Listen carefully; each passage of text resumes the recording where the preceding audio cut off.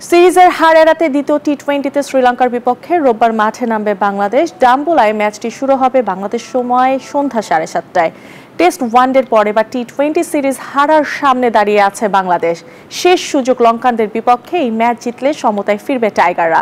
গত ম্যাচের একাদশ নিয়ে নানা প্রশ্ন উঠলেও দ্বিতীয় টি-20তে স্কোয়াডে পরিবর্তন আনবে না টিম ম্যানেজমেন্ট।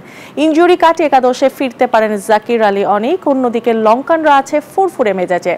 তারা সিরিজের প্রথম টি-20তে বাংলাদেশকে উড়িয়ে দিয়েছে। ক্রিকেটের সংক্ষিপ্ত ফরম্যাটের দু দল এখন পর্যন্ত মুখোমুখি হয়েছে 18 ম্যাচ, যেখানে দ্বীপ দেশটি জিতেছে 12 ম্যাচ। টাইগাররা জয় পেয়েছে 6 ম্যাচে।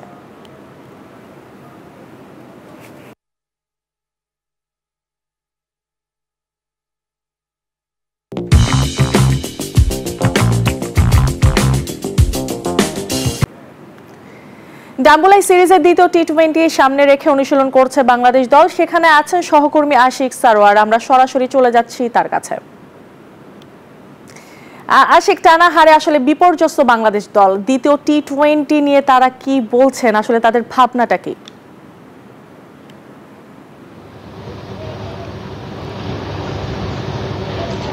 ধন্যবাদ পিঙ্কি।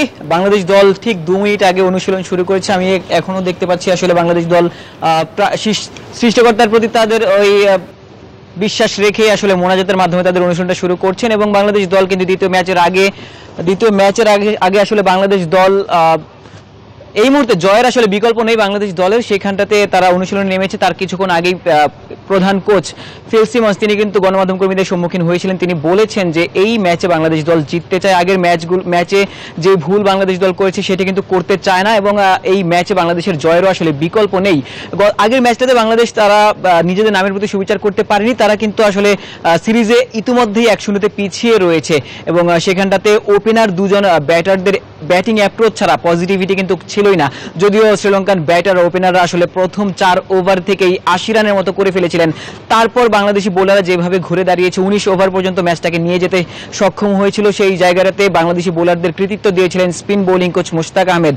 এবং আজকের দিনে যখন তারা অনুশীলনটা শুরু করছে, তার আগে শ্রীলঙ্কা দল অনুশীলন করেছে, তাদের বডি ল্যাঙ্গুয়েজেও কিন্তু মনে হয়েছে তারা আসলে বেশ চাঙা রয়েছে, ফুরফুরে মেজাজে রয়েছে। এবং এই ডাম্বুলাতে বাংলাদেশ যখন কখনোই টি-20 ম্যাচ খেলেনি, তার সেখানটাতে এই অনভিজ্ঞতাও কিন্তু শ্রীলঙ্কা দল পুঁজি করতে চাইবে এবং সিরিজে এগিয়ে যেতে চাইবে। তাদের অ্যাসিস্ট্যান্ট কোচ এসেছিলেন, তিনি জানিয়েছেন এই উইকেটেও আসলে ডাম্বুলার এই উইকেটেও হাই স্কোরিং গ্রাউন্ড, এটি হাই স্কোরিং পিচ, এবং এই মাঠেও কিন্তু বাংলাদেশ দলকে তারা বড় লক্ষ্যমাত্রা দিতে চাইবে। কিংবা বাংলাদেশ দল যদি আগে ব্যাটিং করে 180-র নিচে যদি বাংলাদেশ দল করে, সেখানটাতে বাংলাদেশের জয়ের সম্ভাবনা কিন্তু খুবই ক্ষীণ।